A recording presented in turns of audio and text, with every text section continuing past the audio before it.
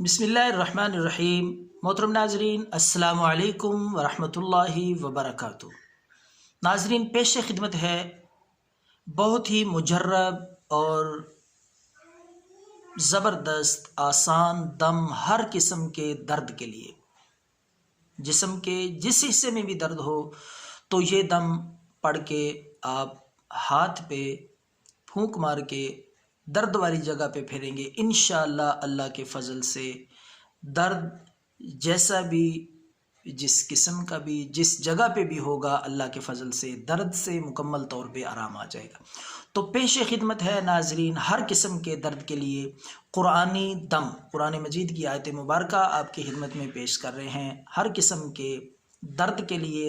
تو مزید ویڈیو دیکھنے سے پہلے درخواست ہے کہ اس چینل کو بھی سبسکرائب کریں اور بیل کے آئیکن پہ بھی کلک کریں۔ تو ناظرین، آئیے ہم آپ کو وہ دم بتاتے ہیں جو انتہائی مجرب، آزمودہ اور ہر قسم کے درد کے لیے بے حد مؤثر ہے۔